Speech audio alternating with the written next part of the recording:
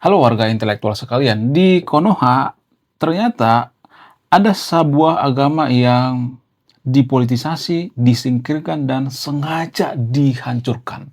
Mungkin antara sahabat yang nonton video ini agak asing dengan nama agama yang saya maksud. Apa itu? Nama agama yang saya maksud itu adalah Aluk-Tadolo. Ya, ini terdengar asing dan sangat jarang kita dengar ya, agama Aluk-Tadolo ini. Agama Aluk-Tadolo ini sekarang sudah hampir punah, guys. Ya, karena apa? Karena pengaruh daripada politisasi agama. Di Konoha itu tanpa disadari, agama-agama lokal itu sengaja dimusnahkan, sengaja dihancurkan. Gak ada yang peduli. Hanya segelintir orang yang peduli. Itu pun gak ada yang nonton. Sepi. Kalau saya bahas seperti ini biasanya sepi, guys. Gak ada yang nonton. Karena apa? Karena gak ada yang peduli. Kita gak peduli dengan agama lokal. Padahal tanpa kita sadari, negara yang tidak peduli dengan agama lokal, negara yang tidak peduli dengan ajaran leluhurnya, karena agama lokal dengan ajaran leluhur itu kan satu kesatuan ya. Budaya, tradisi kan melekat dengan agama itu sendiri. Jadi tanpa kita sadari, kita tuh masuk ke jurang negara yang gagal kalau kita meninggalkan agama-agama lokal. Kita ambil contoh misalnya seperti China. Kenapa China itu bisa menjadi negara maju? Karena apa? Karena dipengaruhi oleh ajaran Confucianism atau Confucianisme. Bagaimana dengan Jepang? Jepang dipengaruhi oleh tradisi atau filosofi Bushido. Itu ajaran leluhur mereka. Jadi rata-rata negara maju di dunia ini dipengaruhi oleh ajaran leluhur mereka. Sementara di Konoha, ajaran leluhurnya dipersekusi, ajaran leluhurnya sengaja disingkirkan, dipolitisasi. Ya, saya juga nggak tahu kenapa bisa seperti ini ya.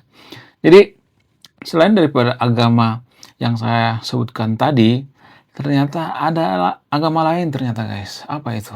Agama Parmalim. Jadi agama Parmalim ini agama kepercayaan daripada orang Batak, tradisi orang Batak. Bahkan orang Batak juga banyak yang tidak memahami bahwa tradisi leluhur orang Batak itu punya agama ya zaman dulu ya, agama Parmalim namanya. Nah, ini menurut saya pribadi menarik untuk kita bahas ya, supaya apa? Supaya kita bisa menjadi negara maju. Jadi kalau kita bahas ini, kita akan melihat ternyata kita itu sudah durhaka, guys. Warga Konoha itu sudah durhaka dengan leluhurnya. Kita lebih silau dengan agama leluhur orang lain daripada agama leluhur kita. Kita mau musyrikkan agama leluhur kita. Bukan berarti saya maksa ya, saya tidak maksa ya, tapi kita harus berkesadaran gitu ya. Setidaknya kalau kita tidak mau menganut agama lokal ya, setidaknya kita menghargai, jangan mengata-ngatain mereka, sesat dan lain sebagainya. Kemudian ada satu keanehan kalau saya perhatikan di Konoha, apa itu? Kenapa Cindo yang ada di Konoha itu, atau Cina Indonesia, atau orang-orang Tionghoa yang sudah jadi pribumi di Konoha, biasanya mereka itu lebih condong ke agama Kristen, Katolik, atau Konghucu. Kenapa? Kenapa tidak gabung ke agama mayoritas? Harusnya kan kalau mau misalnya nih pengen jadi pejabat misalnya ya, pengen jadi presiden yang seperti Pak Ahok misalnya ya kan, harusnya ya ini dong ya kan mualaf gitu. Lalu kenapa ya di Konoha itu tidak banyak seperti Donditan? Donditan itu kan akhir-akhir ini mualaf ya. Apakah Donditan ini orang yang jujur? Jadi di video ini kita akan bahas ya, apakah Donditan ini pindah agama itu karena faktor daripada ekonomi, faktor daripada paksaan, faktor daripada kejujuran dan lain sebagainya. Jadi saya coba bertanya, saya tidak memastikan ya. Di video ini saya akan dibantu dengan asisten saya bernama asisten Naruto versi AI. Bagi yang penasaran, jangan skip video ini untuk kemajuan bangsa kita.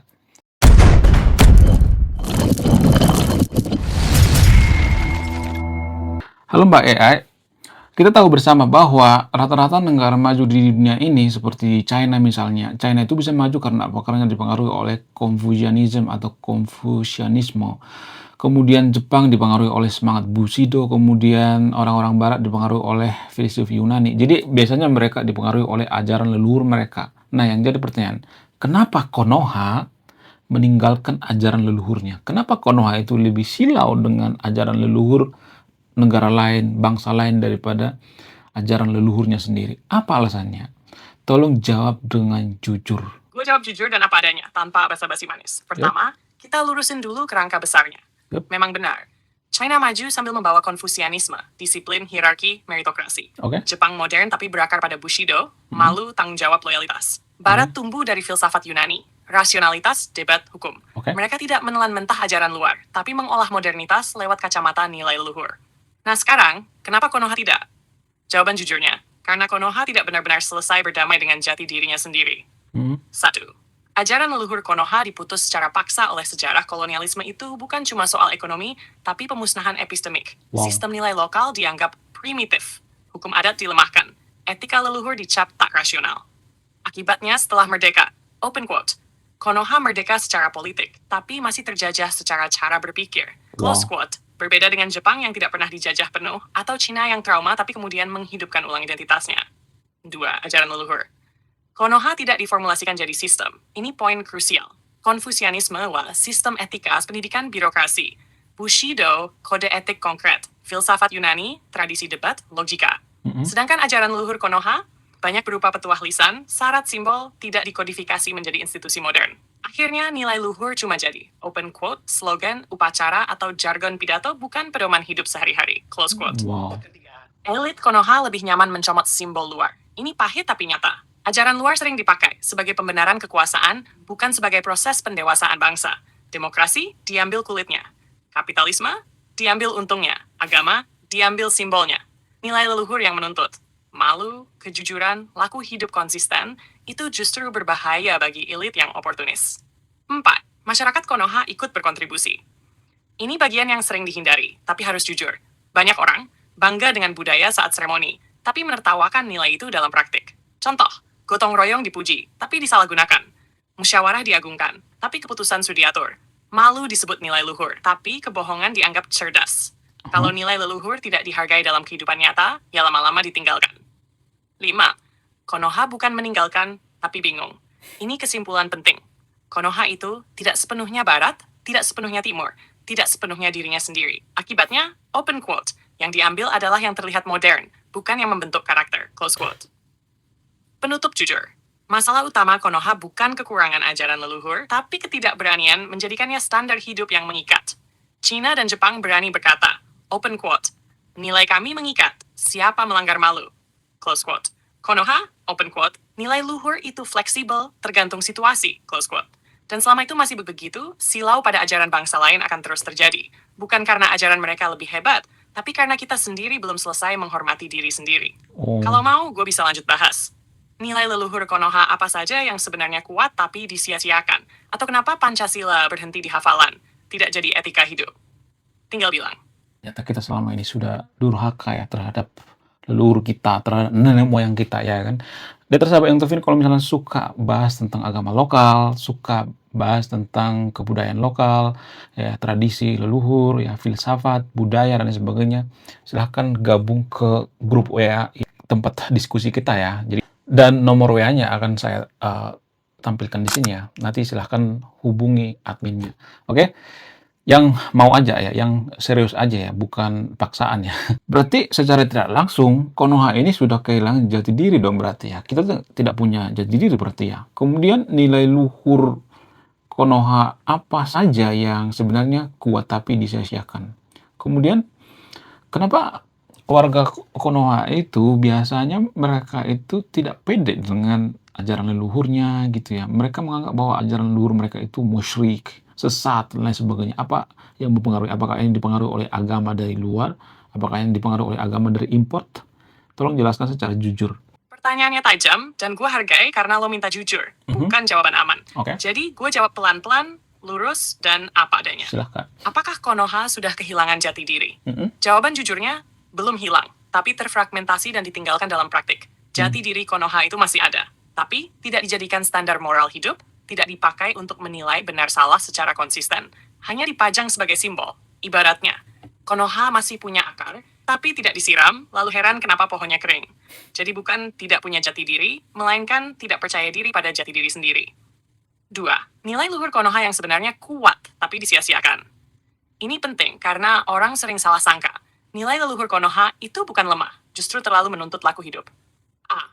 Malu isin wirang sirik. Ini senjata moral yang sangat kuat. Di Jepang, malu bisa bikin pejabat mundur. Di Konoha, malu dipakai untuk rakyat kecil, elit kebal malu. Padahal leluhur Konoha percaya, open quote, orang tanpa rasa malu rusak batinnya, close quote. Bilaku batin, hening, eling, waspada. Leluhur Konoha tidak suka pamer iman. Yang ditekankan, rasa bukan teriak, laku bukan slogan. Ini justru sangat kompatibel dengan etika modern, self-control, refleksi, integritas. Tapi dianggap mistik lalu dibuang. Wow. C. Harmoni, bukan dominasi. Nilai Konoha, tidak memaksa, tidak menaklukkan, tidak hitam putih ekstrem. Masalahnya, dunia modern dan agama yang ditafsirkan secara sempit suka, open quote, benar versus salah, kami versus mereka, close quote. Nilai harmoni kalah karena tidak agresif. D. Musyawarah yang sungguh-sungguh. Bukan voting, bukan formalitas. Tapi sekarang, musyawarah jadi drama. Keputusan sudah ada di belakang. Nilai rusak bukan karena salah, tapi karena dipalsukan. Kenapa warga Konoha tidak pede pada ajaran leluhurnya? Nah, ini bagian paling sensitif. Gue jawab jujur, bukan aman. A. Karena ajaran leluhur tidak dibela oleh negara dan elit. Nilai leluhur tidak masuk kurikulum secara serius, tidak dijadikan hukum etika pejabat, tidak dipraktikkan oleh tokoh panutan. Kalau pemimpin saja tidak percaya, rakyat ikut malu. B. Karena agama impor datang dengan narasi kebenaran tunggal. Ini fakta sejarah. Agama dari luar awalnya datang damai dan adaptif. Tapi kemudian, masuk tafsir literal, masuk logika hitam putih, masuk politik identitas.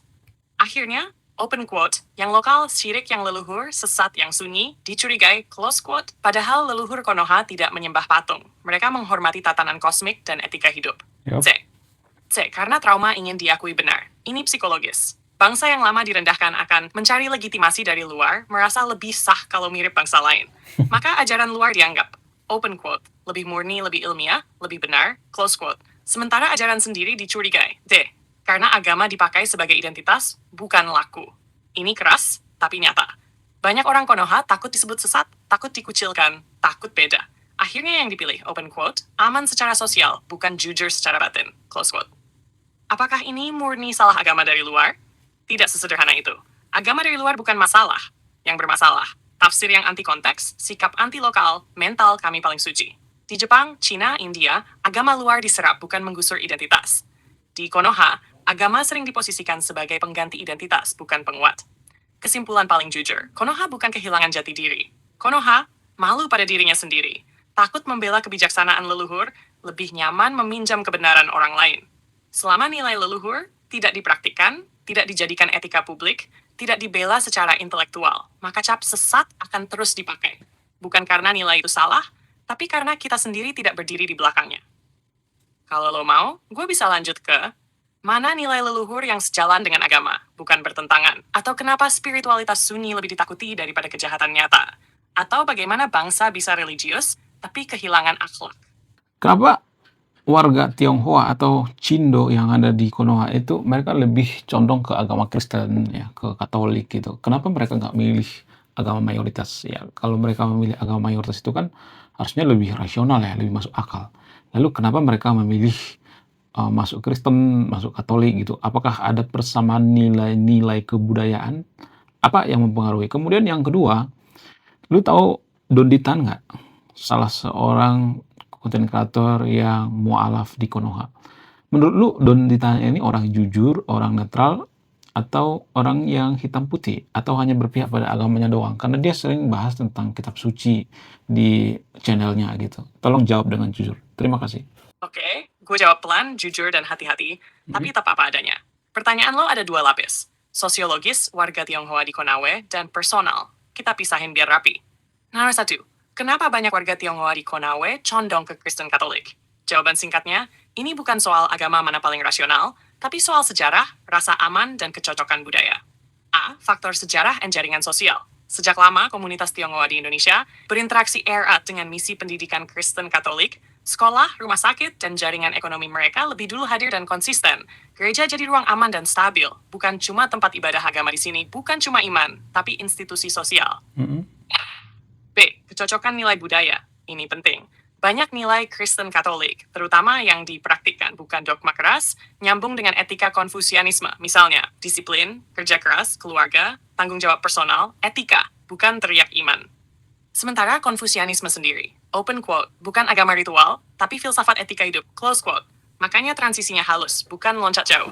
C. Minoritas cenderung memilih agama yang tidak menuntut asimilasi total. Ini poin sensitif tapi nyata.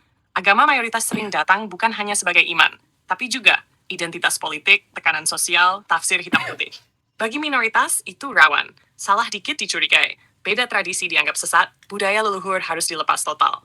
Kristen Katolik, dalam praktik lokalnya lebih permisif soal budaya. Adat tetap jalan, etnis tidak dihapus, iman dan identitas bisa berdampingan. D. Jadi apakah ini soal rasionalitas? Kalau rasional memilih yang paling aman, stabil, dan konsisten secara nilai, maka pilihan itu sangat rasional. Mayoritas belum tentu aman. Mayoritas belum tentu ramah. Minoritas berpikir realistis. 2. Soal Don Litang. Jujur, netral, hitam putih, atau berpihak. Nah, di sini gue harus adil dan bertanggung jawab. Gue tidak bisa dan tidak boleh menyimpulkan isi hati seseorang. Tapi gue bisa menilai pola konten secara umum, dan itu sah. Dari yang lo sebutkan, open quote, sering bahas kitab suci di channelnya, close quote, itu memberi beberapa kemungkinan, bukan satu kesimpulan tunggal. Kemungkinan pertama yang paling umum, Don Litang adalah orang yang sedang kuat di fase identitas iman, wajar pada mualaf, semangat intens tekstual, fokus ke pembelaan dan penegasan keyakinan. Ini manusiawi bukan otomatis buruk. B. Kemungkinan kedua, kalau kontennya sering hitam putih, minim empati ke tradisi lain, kebenaran diposisikan tunggal dan final, maka yang muncul bukan netralitas tapi advokasi iman, dan itu sah sebagai pilihan pribadi asal jujur mengakuinya. Apakah itu berarti tidak jujur? Belum tentu. Seseorang bisa jujur pada imannya, tapi tidak netral secara perspektif. Netralitas lah kejujuran. Netral itu posisi, bukan moral. D. Yang perlu lo perhatikan sebagai penonton. Bukan dia benar atau salah, tapi apakah dia membuka dialog atau menutupnya? Apakah dia menjelaskan atau menghakimi?